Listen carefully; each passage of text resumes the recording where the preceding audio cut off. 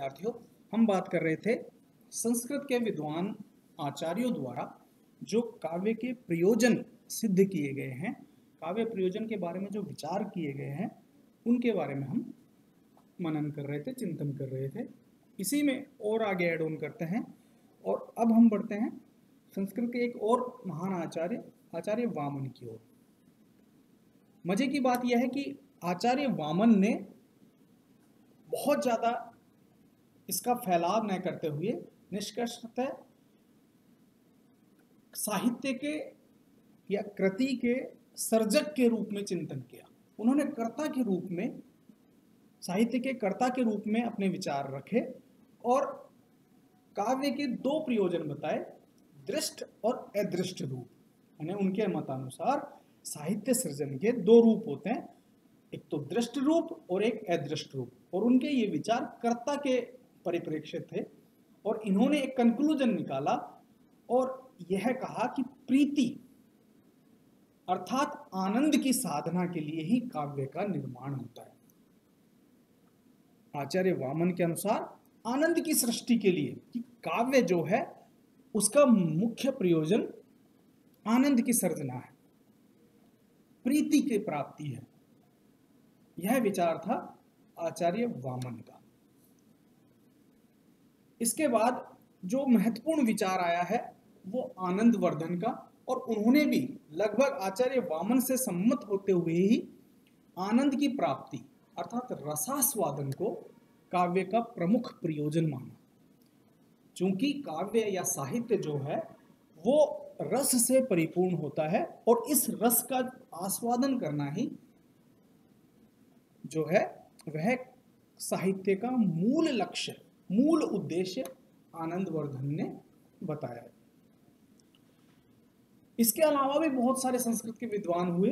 इनमें एक और विद्वान आते हैं आचार्य मम्मट, जिन्होंने कि एक प्रकार का समन्वयवादी मत रखा साहित्य के प्रयोजन के बारे में, और वो कहते हैं कि काव्य यशेष यकृते व्यवहार विदे शिवेतर रक्षयते सधैं परिनिर्वताय कांता समेत उपदेशाय युजे। यहाँ पर इन्होंने दो महत्वपूर्ण बात ये कही कि साहित्य जो होता है वो व्यवहारविद अर्थात व्यवहारिक ज्ञान प्राप्ति के लिए होता है, यश प्राप्ति के लिए होता है, और शिवेतर रक्षयते, शिव यानी जो शिव है, शिव का अर्थ है शुभ, जो शुभ है, लेकिन शिवेतर रक्षयते अर्थात शुभ से इतर है, अर्थात जो अशुभ है, जो हानिकारक है, जो मनुष्य जीवन के लिए क्लेश के रूप में है, उससे परे जो कुछ भी है उससे रक्षा करने के लिए। और कांता सम्मित उपदेश, एक महत्वपूर्ण और बात कही उन्होंने, ये सब तो कही है कि काव्य का प्रयोजन यश प्राप्ति के लिए, व्यावहारिक ज्ञान प्राप्ति के लिए और शिवेतर से रक्षा करने के लिए, अर्थात अशुभ चीज से, अशुभ तत्व से रक्षा करने के लिए होता है।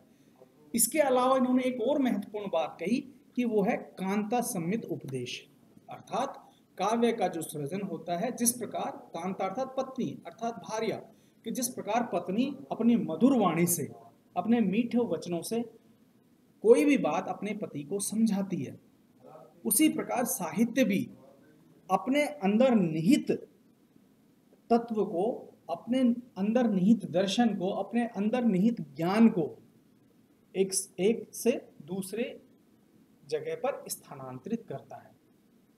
यह साहित्य की बड़ी बात होती है।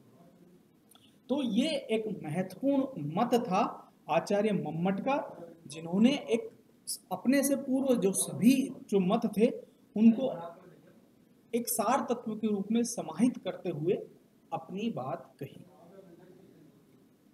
अगर हम अब संस्कृत के जितने भी विद्वान थे उन सभी को, उनके सभी मतों को आलोचनात्मक परीक्षण कर ले और उसके अंदर जो अंतर्निहित जो गूढ़ प्रयोजन के जो तत्व बताए हैं उनको एक साथ कर दें, तो जो काव्य के प्रयोजन निकल कर आते हैं वह सारांशतः काव्य का संस्कृत विद्वानों के अनुसार, संस्कृत के साहित्य शास्त्र के विद्वानों के अनुसार जो मुख्य प्रयोजन सिद्ध होता है वह है चतुर्वर्ग फल की प्राप्ति, कि साहित्य का जो उद्देश्य है वो धर्म, अर्थ, काम और मोक्ष की प्राप्ति के लिए होता है। और यह बात सिर्फ साहित्य पे नहीं, किसी भी कलाकृति के निर्माण पे होता है। कोई भी कलाकार, चाहे वो कवि हो, चाहे वो मूर्तिकार हो, चित्रकार हो, अपनी कला का जो सृजन है वो चतुर्वर्ग फल की प्राप्ति के लिए, धर्म, अर्थ, काम और मोक्ष की प्राप्ति के लिए करता है। तो मूल उद्देश्य है। इसके अलावा यश प्राप्ति, किसी भी कलाकार की यह अपेक्षा होती है कि उसकी कलाकृति को सराहा जाए, उसको लोक में एक विशेष जगह दी जाए, अर्थात उसके मन में यह तीव्र उत्कंठा होती है कि उसकी कृति को, उसकी क्षमता को, उसकी प्रतिभा को लोग जो है वो सराहे, अर्थात यश की प्राप्ति, उसे मान मिले, सम्मान मिले, यह एक कलाकार का उद्देश्य होता है। इसके अलावा व्यवहार ज्ञान, कि जो साहित्य है वो व्यवहारिक ज्ञान प्रदान करने में सक्षम है, अर्थात ज्ञान का प्रसार करता है।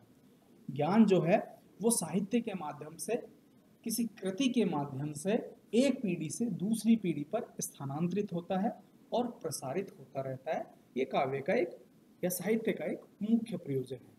इसके अलावा अमंगल का नाश, काव्य जो है, साहित्य जो है वो अशुभ तत्व का नाश करने में सक्षम है। ये हम जानते हैं कि बहुत हमारी आध्यात्मिक जो कृतियां हैं वह मनुष्य को रोग और शोक से निर्वारित करने के लिए इनका निर्माण किया गया है। तो काव्य साहित्य जो है वह शिवेत्तर से भी रक्षा करता है, अमंगल का भी वो नाश करता है। और जो महत्वपूर्ण बात है और अगली है आनंद।